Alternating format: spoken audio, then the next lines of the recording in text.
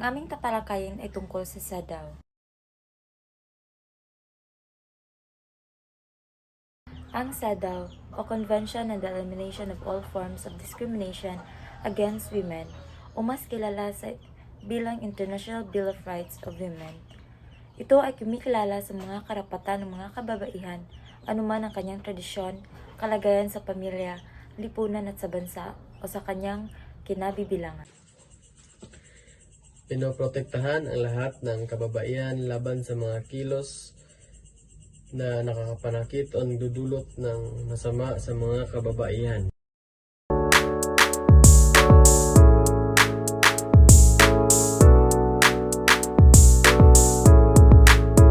Ipinapakita dito ang pagsulong sa mga karapatan sa kababaihan kahit bata pa. Nakasulat rin sa karatula na kanilang dala ang Girls Just Wanna Have Fundamental Human Rights, na ang ibig sabihin ay ang mga babae ay gusto lang nilang magkaroon ng karapatan. Nilalayon nitong itaguyod ang tunay na pagkakapantay-pantay sa kababaihan. Inatasan nito ang mga estado na magdala ng konkretong resulta sa buhay ng kababaihan. Kasama rito ang prinsipyo ng obligasyon ng Estado. Ibig sabihin, may mga responsibilidad ang Estado sa kababaihan na kailanman hindi ito maaaring bawiin. Ipinagbabawal nito ang lahat ng aksyon o patakarang umaagrabyado sa kababaihan, anumang layunin ng mga ito. Inatasan nito ang mga state parties na sugpuin ang anumang paglabag sa karapatan ng kababayan, hindi lamang ng mga institusyon at opisyal sa gobyerno, kundi gayon din ng mga pribadong individual o grupo.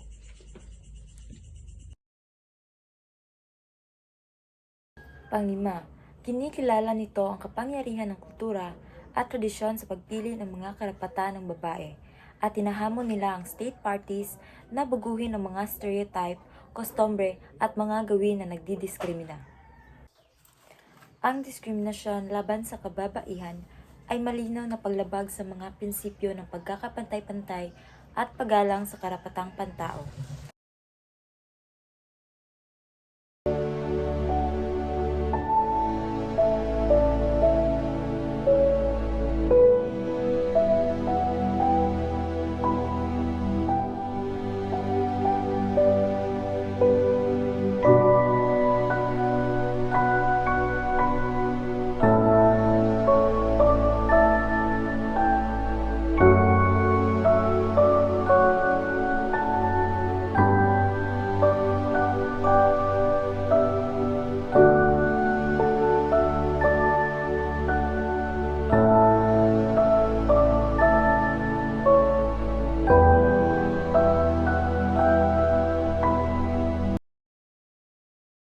Dito na magagamit ang SIDAW dahil sa larawan na ipinapakita, nakaranas na ng pagdidiskrimina at pisikal na pananakit.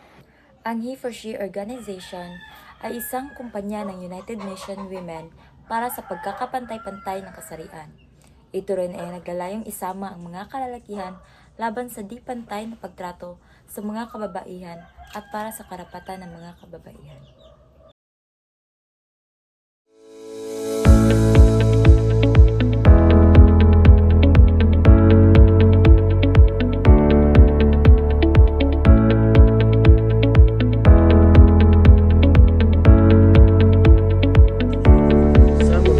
Na ito ay dapat bigyan ito ng aksyon para maprotektahan ang mga kababaihan laban sa mga karahasan at diskriminasyon.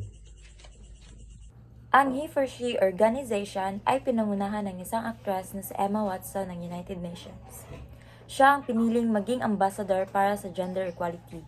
Sa huli niyang speech, ipinakita niya ang kasaysayan ay punong-puno ng mainit na talakayan at pang-aabuso sa parehong panig ng kalalakihan at kababaihan. Para sa kanya ay isa mismong kahinaan ng lipunan dahil sa ginawa nating kaaway ay mismong pwedeng tumulong sa pag-aalis ng diskriminasyon sa mga sino sila. Ang tinutukoy niya ay ang mga kalalakihan mismo. Pananawagan niya na ang mga lalaki ay dapat na maging tunay na lalaki para sa mga kababaihan. Sila mismo ang kailangan ng mga babae mula sa mahabang panahon ng pang-aabuso.